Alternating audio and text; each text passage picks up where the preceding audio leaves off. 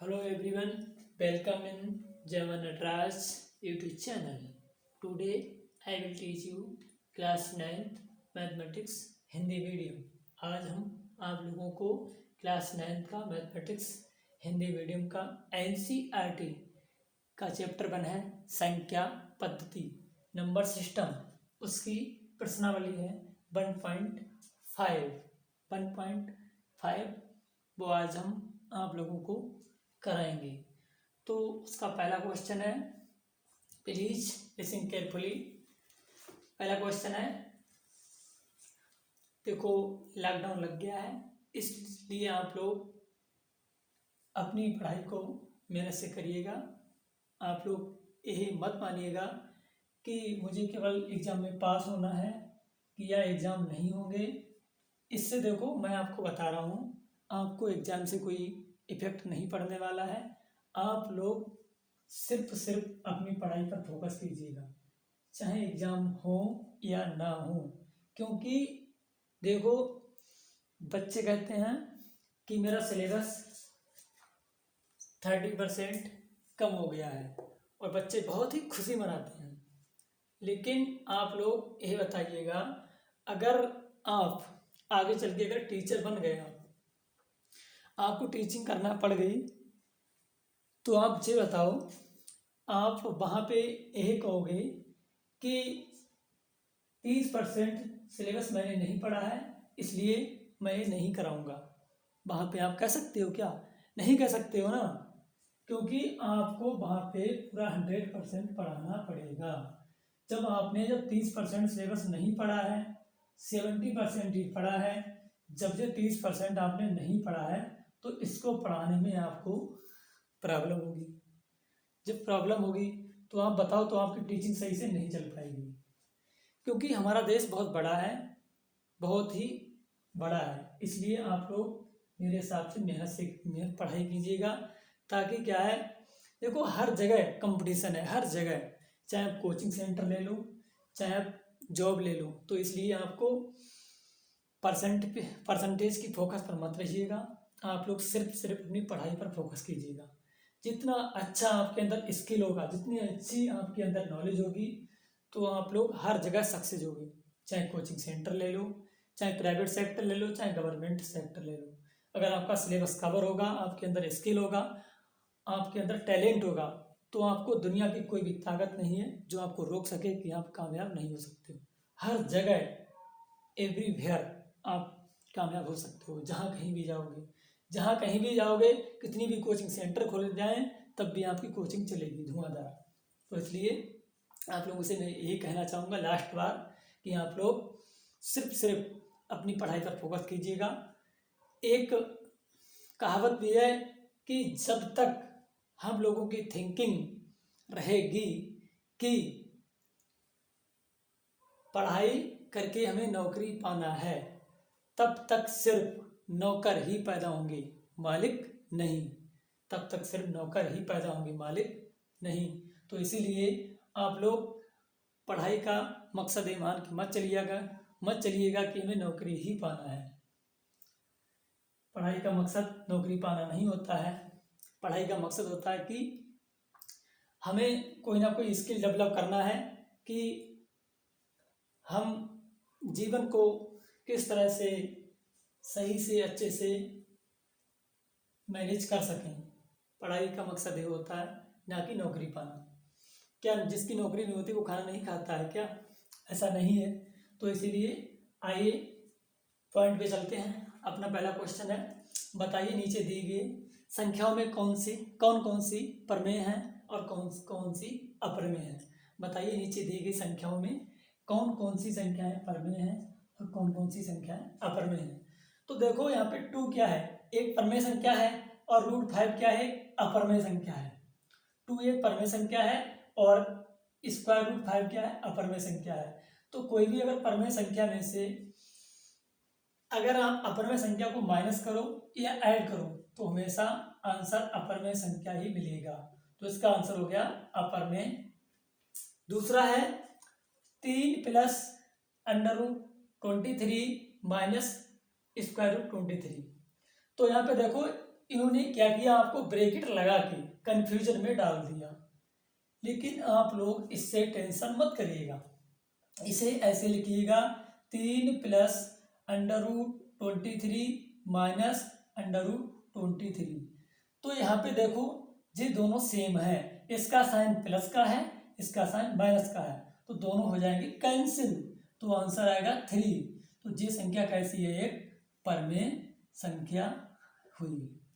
अगला है 2/7, और यहाँ पे देखो 2√7/7 तो यहाँ पे क्या होगा, 2√7/7 √7 से √7 कैंसिल हो गया, तो 2/7 2/7 आया।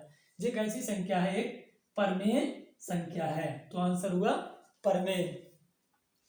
1/√2 1/√2 एक क्या है, अपरमेय संख्या है। क्या है, अपरमेय संख्या है, क्योंकि एक तो परमेय संख्या है बट √2 है, ये एक अपरमेय संख्या है। अगर अपरमेय संख्या से परमेय संख्या को भाग करो या मल्टीप्लाई करो या ऐड करो या सब्ट्रैक्शन करो तो हमेशा अपरमेय संख्या ही मिलेगी। अगला है 2π, तो पाई क्या है, एक अपरमेय संख्या है। पाई क्या है, एक अपरमेय संख्या है, तो इसलिए 2π क्या होगी, एक अपरमेय संख्या होगी। अगला क्वेश्चन नंबर 2, निम्नलिखित व्यंजकों में से प्रत्येक व्यंजक को सरल कीजिए। निम्नलिखित व्यंजकों में से प्रत्येक व्यंजक को सरल कीजिए। तो यहाँ पे क्या है, पहला है खंड क्वेश्चन नंबर 2 का 3 + √3 ब्रैकेट क्लोज 2 + √2 ब्रैकेट क्लोज। तो यहाँ पे क्या करना है, हमें सरल करना है। तो देखो यहाँ पे सबसे पहले हम क्या करेंगे, 3 से मल्टीप्लाई करेंगे इस पूरी ब्रैकेट को, 3 2 + √2 प्लस √3, जो ब्रैकेट पूरी ऐसे लिख लो, 2 + √2। अब इस 3 से इस ब्रैकेट का मतलब हुआ, इस ब्रैकेट का मतलब हुआ कि इस 3 से 2 और √2 दोनों को मल्टीप्लाई होगी, तो 3 दूनी 6 हो जाएगा, प्लस यहाँ पे इसकी मल्टीप्लाई नहीं होगी, यहाँ पे मल्टीप्लाई ऐसा नहीं कि 3 दूनी 6 कर दो, स्क्वायर जो अंडर रूट में है और जो अलग है, तो यहाँ पे ऐसे लिख लोगे 3 √2 प्लस यहाँ पे 2 की गुणा होगी √3 से, तो लिखोगे 2 √3 प्लस यहाँ पे √3 है और √2 है, तो दोनों की क्या हो जाएगी, मल्टीप्लाई, 3 दूनी 6 हो जाएगा और √6 आ जाएगा, तो ये हो जाएगा हमारा आंसर, जो हो जाएगा हमारा आंसर। अगला क्वेश्चन है क्वेश्चन नंबर 2 का दूसरा खंड है 3 + √3 ब्रैकेट क्लोज ब्रैकेट 3 - √3। तो यहाँ पे देखो 3 + √3 है, एक बार ब्रैकेट में और एक बार है 3 - √3। तो यहाँ पे फार्मूला लगेगा a + b और a - b। कहीं पर भी a + b a - b होता है तो हम करते हैं, जो पहला a है उसका स्क्वायर करेंगे, माइनस का साइन लगाएंगे, जो b है b का स्क्वायर करेंगे, तो फार्मूला लगेगा a² - b²। तो यहाँ पर भी हम करेंगे, 3 + √3 है और 3 - √3 है, तो 3 को मान लिया हमने a, तो a का स्क्वायर कर दिया, माइनस का साइन √3 इसका स्क्वायर कर दिया, तो 3 का स्क्वायर हो जाएगा 9 और √3 का स्क्वायर है तो स्क्वायर से √ कैंसिल हो जाएगा, तो यहाँ पे आ जाएगा 3, 9 में से 3 गया बचेगा 6, जो हो जाएगा हमारा आंसर। अगला है √5 + √2। तो √5 + √2 का होल स्क्वायर है, पूरे का स्क्वायर है, तो यहाँ पे फार्मूला खोलेंगे हम a + b का होल स्क्वायर। तो a + b का होल स्क्वायर होता है a² + 2ab + b²। ऐसे भी लिख सकते हो, कोई कोई इसे ऐसे भी बोलता है कि a² + b² + 2ab, तो दोनों की बात एक ही होती है। तो यहाँ पे √5 + √2 का होल स्क्वायर है, तो पहले √5 है इसका स्क्वायर करो, √5 का स्क्वायर + 2 इंटू √5 इंटू √2 प्लस √2 का स्क्वायर, स्क्वायर से √ कैंसिल, तो यहाँ आएगा 5 प्लस यहाँ आएगा 2, इन दोनों की हो जाएगी मल्टीप्लाई, प्लस सॉरी यहाँ पे आएगा 2/2 10, 5 प्लस 2 अंडर रूट 10 प्लस 2 का यहाँ पे 2 से स्क्वायर से ये अंडर रूट कैंसिल हो जाएगा तो आ जाएगा 2, तो आ जाएगा 5 और 2 कितना हो जाएगा 7 प्लस 2 अंडर रूट 10 इसका आंसर हो जाएगा। अगला है under root 5 minus under root 2 bracket close है, under root 5 plus under root 2 bracket close. तो यहाँ पर भी एक बार अंडर रूट 5 में 2 प्लस हुआ है अंडर रूट 2 और एक बार माइनस हुआ है, तो यहाँ पे इसे ए मान लेंगे और इसे बी मान लेंगे।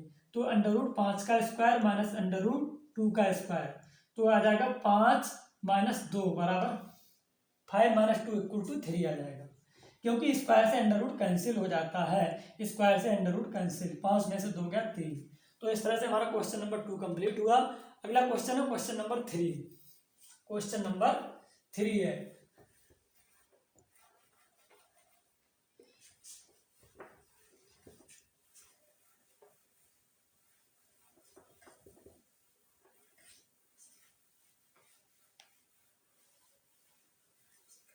Question number 3।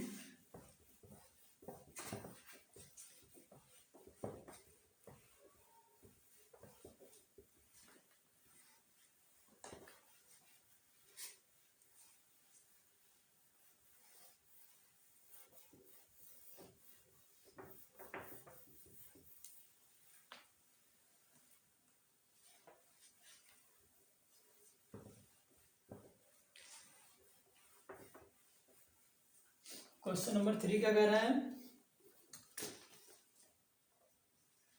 क्वेश्चन नंबर 3 कह रहा है कि आपको याद होगा कि पाई को एक वृत्त की परिधि और उसके व्यास के अनुपात से परिभाषित किया जाता है। पाई इक्वल टू दिया है C/D। क्वेश्चन है कि आपको याद होगा कि पाई को एक वृत्त की परिधि और उसके व्यास के अनुपात से परिभाषित किया जाता है। पाई इक्वल टू दिया है C/D। आपको बताना कि इस तत्व का अंतर्विरोध करता हुआ प्रतीत होता है कि पाई, आपको बताना कि पाई एक अपरमेय संख्या है, पाई एक अपरमेय संख्या है। तो इसका आपको निराकरण करना किस तरह से करोगे? तो यहाँ से आप करोगे, देखो क्या करोगे, यहाँ पे पाई इक्वल टू दिया है C/D।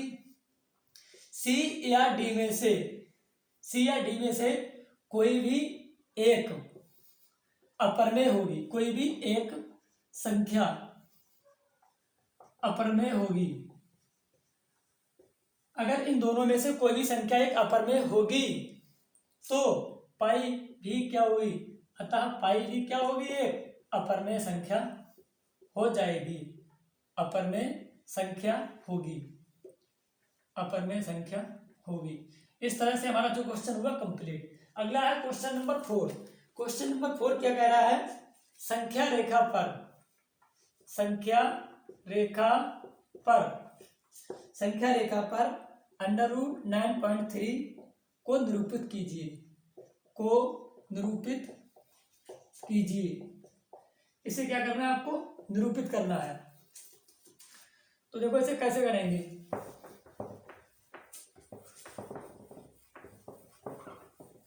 सबसे पहले देखो इसे कैसे हम करेंगे। 9.3 है तो हम क्या करेंगे, सबसे पहले कोई भी एक लाइन खींच लेंगे A B, A B equal to खींच लेंगे हम, ए बी इक्वल टू 9.3, ये हो गई ए बी इक्वल टू 9.3 हो गई हमारी, ए बी इक्वल टू हो गई कितनी 9.3। इसके बाद हम क्या करेंगे, बी को सी तक बढ़ाएंगे, 1 और बढ़ाएंगे, ठीक है, सी तक। सबसे पहले हमने ए बी खींची कितना 9.3, इसके बाद हमने क्या किया, बी को बढ़ा लिया सी तक, कितना 1 यूनिट बढ़ा लिया, 1 इकाई बढ़ा लिया हमने, 1 इकाई बढ़ा लिया सी को, सी तक बी को। अब हम क्या करेंगे, ए और सी का हम क्या निकालेंगे, मध्य बिंदु, मतलब बीच का पॉइंट निकालेंगे। वो कैसे निकालेंगे हम, ए और सी की जो दूरी होगी आधे से ज्यादा दूरी, इसके मतलब प्रकार की सहायता से आधे से ज्यादा दूरी करके एक चाप इधर लगाएंगे, एक नीचे लगाएंगे, इसके बाद इधर से लगाएंगे ऐसे और ऐसे, यहाँ पे ऐसे कट कर देंगे। तो यहाँ पे हमारा बीच का पॉइंट निकल के आ जाएगा, इसे हम मान लेंगे ओ, इसे हम लेट कर लेंगे ओ। तो सबसे पहले हमने क्या किया, ए बी इक्वल टू 9.3 किया, बी को बी सी इक्वल टू 1 हमने 1 इकाई खींचा, ठीक है। इसके बाद हमने क्या किया, ए और सी का मध्य बिंदु ओ ज्ञात किया हमने। अब हम क्या करेंगे, ज्ञात किया, अब हम ओ को केंद्र मानकर ओ सी रेडियस का, ओ सी त्रिज्या, ओ सी त्रिज्या मानकर एक अर्धवृत्त खींचेंगे, ऐसे करके अर्धवृत्त खींचेंगे, ऐसे करके अर्धवृत्त हमने खींच लिया। मानकर एक अर्धवृत्त खींचा, एक हमने क्या किया, अर्धवृत्त खींचा। इसके बाद अर्धवृत्त खींचने के बाद हम क्या करेंगे, बी को केंद्र मानकर,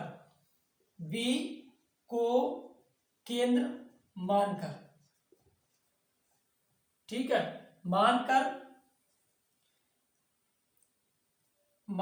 बी को केंद्र मानकर बी पर एक लंब